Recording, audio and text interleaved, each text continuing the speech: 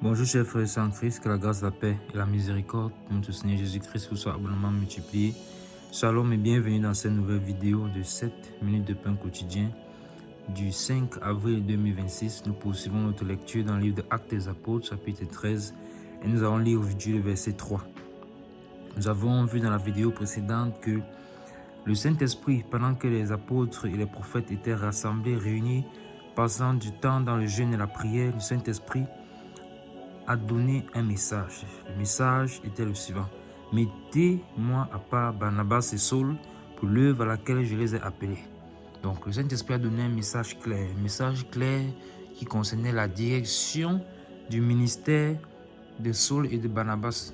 Donc la direction que leur ministère allait prendre, si on peut dire ça comme ça, parce que ils allaient être utilisés en binôme, comme le Seigneur sait souvent le faire, de la même manière qu'il a envoyé les disciples. Alors, il a choisi Barnabas et Saul, eux qu'il a commencé à mettre ensemble, comme nous l'avions vu en étudiant le chapitre 11 et même le chapitre 12.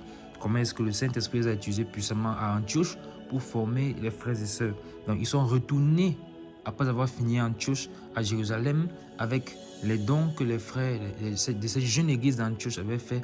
Ils sont retournés à Jérusalem pour donner ces dons-là, car la prophétie était également sortie par la bouche du prophète Agabus qu'il y aurait une grande famine sur toute la terre. Et effectivement, cette famine est arrivée sur Claude. Donc, après être quittés de Jérusalem pour revenir à Antioche, les apôtres Barnabas et Saul se sont réunis avec les docteurs et les prophètes de cette contrée de Antioche. Et là, ils n'étaient plus seuls. Il y avait maintenant Simon, appelé Niger, il y avait Lucius de Cyrène, il y avait Manaen. Donc, leur travail avait porté ses fruits. Et donc, c'est pendant qu'ils étaient là ensemble, ils se sont donc joints à eux. Et pendant qu'ils étaient ensemble dans la prière, dans le jeûne, alors le Saint-Esprit a parlé. Et voilà donc la direction que le Saint-Esprit donne maintenant à leur ministère. On avait donc vu que nous devons davantage apprendre à être dirigés par le Saint-Esprit, à être guidés par lui et nous laisser complètement conduire par lui. Parce qu'ils venaient à peine d'arriver. Mais le Saint-Esprit a une autre direction pour eux. Est-ce que donc ils vont dire: ah non, nous ne voulons pas nous séparer de ses frères. Ah non, nous venons juste d'arriver. Nous avions d'autres plans, nous avons prévu venir former encore d'autres frères. Non, le Saint-Esprit, c'est lui qui fait l'œuvre, c'est lui qui fait tout. Quand ils étaient à Jérusalem, comment les frères Antioche fonctionnaient? C'est le Saint-Esprit qui les formait. Quand ils vont partir, comment est-ce que les frères vont grandir? Le Saint-Esprit va utiliser Simeon qui est là, Lucius qui est là, Manaen qui est là, et d'autres encore. Parce que le Saint-Esprit va agir, c'est lui qui bâtit l'église, c'est le Seigneur qui le fait. Alors nous avons compris que nous devons être disposés pour le Saint-Esprit qu'il puisse utiliser nos vies comme il veut.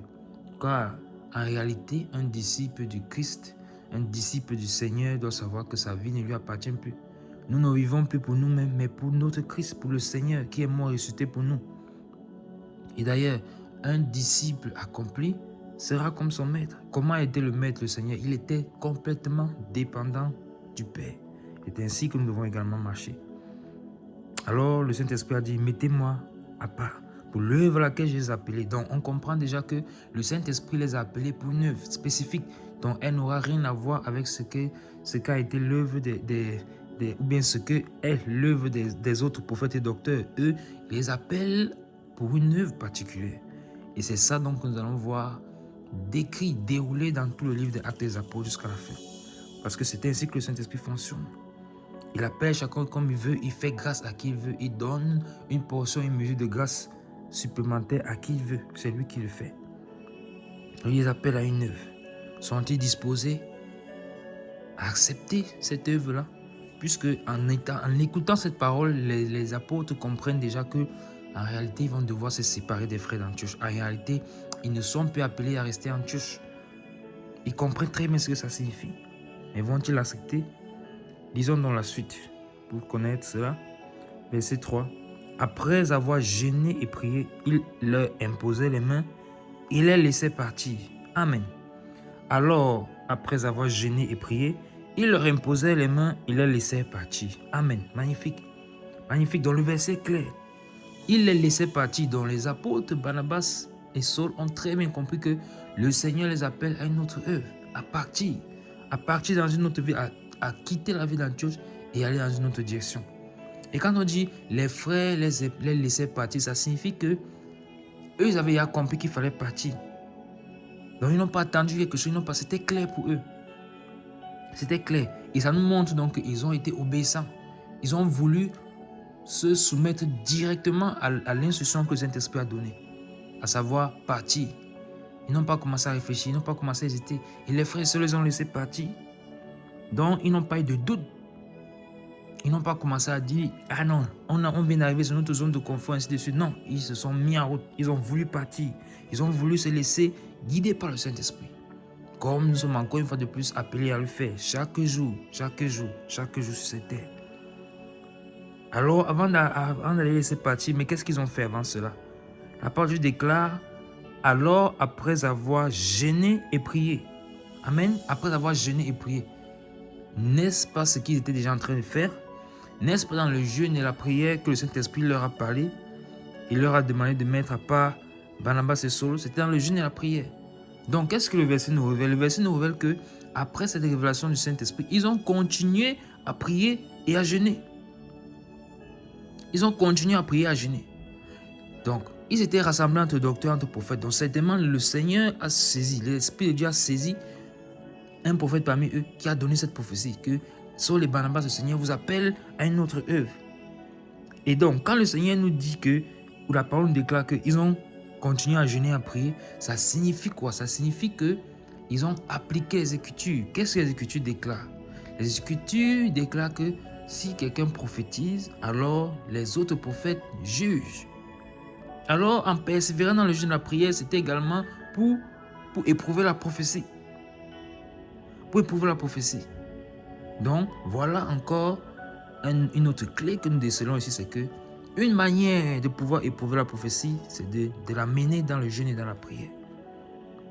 Et cela nous permet aussi de savoir quoi? Cela nous permet de savoir que les apôtres ont appliqué les Écritures. Et encore une fois, on peut se poser la question, mais comment ont-ils jeûné et prié? Comment ont-ils éprouvé la prophétie? Alors que nous sommes encore dans le livre des Actes des Apôtres. Le verset 1 que nous avons lu, avec l'exercice que nous avions fait, c'est la même question que nous sommes posée. Comment est-ce que Luc a su qu'il y avait des apôtres et docteurs alors que nous sommes encore dans le livre des Actes des Apôtres? Alors que c'est dans les chapitres, enfin les livres suivants que Paul va venir révéler les ministères, les dons ministériels. Alors, c'est parce que le livre des Actes des Apôtres a été écrit après. Donc, tous les épîtres de l'apôtre Paul ont été écrits avant le livre des Actes des Apôtres. C'est pour ça qu'ici, on peut déjà avoir cette manière dont Luc est en train d'écrire en disant qu'il y avait des docteurs et des prophètes. Et c'est aussi pour ça qu'ils peuvent éprouver la prophétie. Parce que l'enseignement, l'apôtre Saul a donné des enseignements en ce qui concerne le fait d'éprouver les prophéties. Et donc, mais leur prière avait aussi un deuxième but.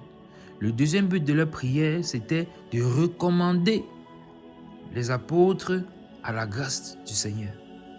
Puisqu'on dit après, il imposait les mains et les laissait partir. Donc, c'était également dans le but de les recommander. Parce qu'une œuvre pareille, ils ont certainement perçu étant prophète, ils ont perçu à peu près ce que c'était l'œuvre à laquelle le Seigneur les appelait. Puisqu'ils savaient déjà qu'il faut les laisser partir, ils savaient qu'ils devaient se déplacer pour aller dans une autre vie, dans d'autres directions, dans d'autres contrées. Alors ils ont perçu cela.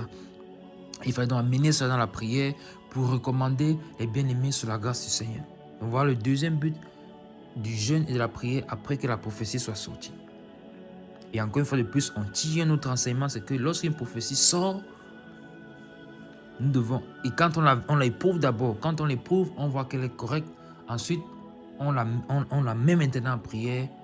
Si c'est une prophétie avec une voix concernant une direction à prendre, on la met maintenant dans la prière pour que le Seigneur nous y conduise, pour que le Seigneur fasse grâce. C'est ce qu'ils ont fait. Ils ont prié et en tant qu'anciens, donc d'Antioche, qu'est-ce qu'ils ont fait? Ils leur ont imposé les mains. Ils ont prié pour eux. Et ils ont laissé partir. Mais avant de les imposer, ils ont d'abord passé du temps dans la prière pour prier que le Seigneur les accompagne, pour prier que le Seigneur les conduise dans cette œuvre, que le Seigneur leur donne la force, que le Seigneur les revêtisse pour qu'ils puissent mener à bien cette œuvre à laquelle le Seigneur les a appelés.